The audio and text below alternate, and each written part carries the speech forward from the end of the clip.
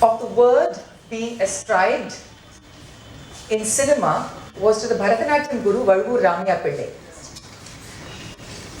Varuvu Ramya Pillai choreographed some spectacular classical dance pieces. His best known news was Kumari Kamala Kamala Lakshman. But the title that was given to him in this Tamil cinema in the 30s was Natya Amaippu. Now the word Amaippu can be most closely translated to maybe dance arrangement, dance setting, or maybe dance composition. So it's still used, Natya Amaippu is still used. But I'm looking at a classical dance guru using the medium of the camera's eye and resetting his learned knowledge of a Bharatanatyam repertoire and, in a sense, re-choreographing it. Because the optic of both the camera and the close-up and the magnified screen and the darkened theatre would translate an originally set or learned piece between guru and student in a totally different light.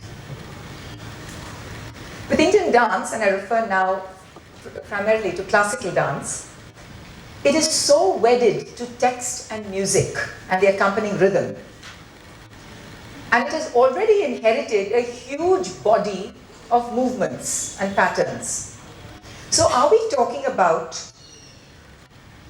half the choreography is already done before the dancer actually begins to move or respond to the text and set music? Because that has been the tradition of the Indian dance practice. So are we looking at arrangement, setting, reblocking, rather than the word choreography? Indian dance does not begin in silence, or a word, or an idea, or a mood, or an image. It begins with something already given. So Indian classical dance more or less responds to what is already handed. So let's swivel our gaze to the emerging, very vital contemporary dance landscape in India, mostly an urban preoccupation. The topics can range from nightmares to jumping, to humor, to chive, to torture, to displacement, to sexual abuse. Topics that mostly classical dance does not navigate. So let us not forget at this moment that the Natya Ballet Center itself, the word ballet in it, was created by the late Kamala Lal to bring contemporary viewpoints to Indian traditional ideas and images. The early years saw the late Kathak guru Maya Rao freshly returned from a year-long choreography course in Russia with the Bolshoi, and she helmed the dance department of the Natya Ballet Center. They in turn produced some wonderful group productions, which some of you may remember. Let's also quilt that, let's knit that with Uday Shankar and Rukmini Devi's own personal ballet experiences and what they did with the idea of the corps de ballet in their respective fields, Kalakshetra and Uday Shankar's productions. And now we start getting to see a certain part of Indian history with a certain kind of pattern emerging. Not that these people spoke to each other, but it just happened in India at a certain time. Let's also recall a very important point. The early classical dance gurus did not teach group classes. They taught one-on-one. It was the guru and the student. So much so that the same dance composition was never taught identically to another student of the same guru. The guru would be looking at that particular, mostly female student and looking at what he thought would suit that student's body, physicality and personality. I know of people who have begged their guru to teach them a particular dance and he says, no, it won't suit you. So in a sense, was the guru choreographing each item afresh on each of his students, the very same item? I recall meeting the Guru Kitapa Pillai, who said that when dance moved out of the spaces of wealthy patrons, and classical dance was also part of wedding celebrations. There was a day just for classical dance, hastily constructed stages, sometimes in the middle of a busy street. When the art went onto proscenium stages, he spoke about how he had to reimagine certain movements. For instance, to cover space, this movement, he said he had to ask his dancers to stretch more, to bend more, to cover space more, to leap more. In contrast, another Bharatanatyam guru called Subbaraya Pillai would purposely tell his dancers, now don't jump like crabs. He would use the word Mandeep. Take it easily. So, Kitapa Pillai recognized the proscenium, the change, and was actually using diagonals and ways in which he thought the dancing body, which is now exposed to a full frontal, rather than in other spaces where they were almost sitting in a three-quarter, like a theatre in a round. And so this was also earlier attempts at re-choreographing, reshaping, restaging a classical tradition to modern Indian stages. Now we have lighting, we have multimedia, we have projections, we use spoken word. So many influences have emerged in the dance frame. From a single guru interacting with a student, we've got lots of people, dramaturgs, third eye, mentors. We also have lighting designers suggesting choreography, because some things just look much better if you stay in this place. Why don't you do something in this place? So we have so many influences actually impacting the dance creator's dance making process. I'm most excited about the idea that I'm going to share with my two panelists, because they cannot be more different from one another. My first panelist comes from the great musical tradition of M.S. Subbulakshmi. That is a whole chapter in her life.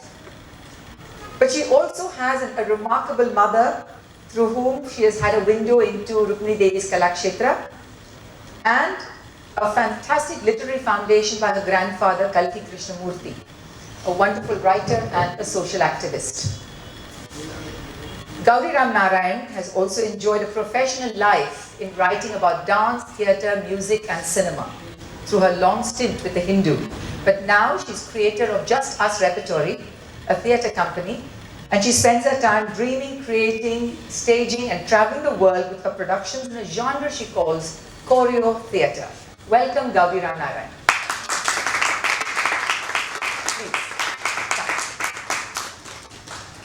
As Gowri takes her place on the stage, my second panelist brings his international training in classical and contemporary dance to quilt a personal vision of sexuality and men in performance.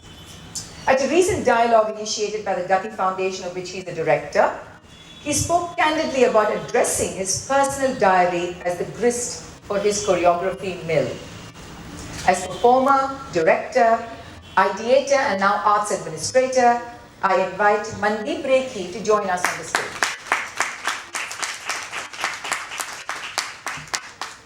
I know it's early morning, we've had a cup of tea, we've got to have better applause. Okay, thank you. The mics are working? Now it is. Okay. It's on, but I think it's on. Welcome Gowri, welcome Mandeep. Pleasure Anita is a brilliant actor. Okay, that's later. Cut, time out. Anita's mic, please. Yes, my mic is on. I know, sorry about Yeah. I thought my voice was too loud.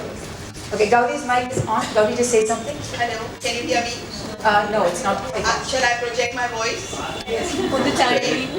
No, but it still needs It's to. easier to record. Okay. Just check, Gowri, this. It is, he just switched me over.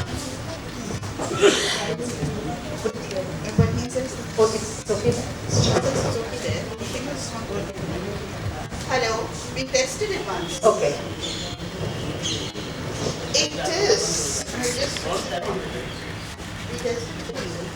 How many dance students in the audience today?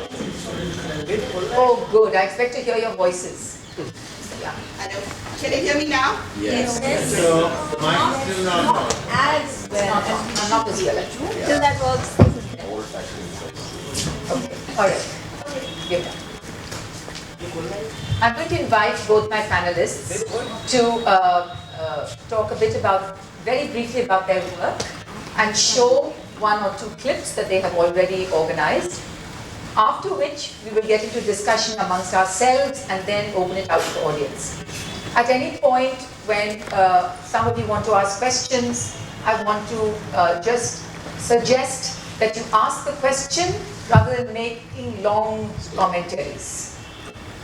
The Indians will love to talk. So I welcome you to engage. We hope this is not going to be a very safe session. We want to raise some points that are very, I think, important in today's context. Most of which I feel very strongly about, that it's not possible anymore for us as artists to not have a political viewpoint, both about society and about our art. So let me first begin by introducing or asking Gowri to give her opening statements and to show us excerpts from the works that she has chosen. Gowri? Since we have, I'm going to find it very difficult to hold this. Okay. Can somebody hold? Okay. Is it all right? Yeah. It's okay. Basically, since we have very little time, I've actually written down the points. I think it's much easier than you won't digress. I'm not a dancer, but I've gone through a full course in Kalakshetra, forced to go through it. What excited me, though I was a desultory student of dance, was watching Rukmini Devi create her dance dramas, as also some solo pieces which she directed. Now the thing is, I realized then that back then it was not choreography, it was called composing. So what happened was, she blocked each scene first, deciding entrance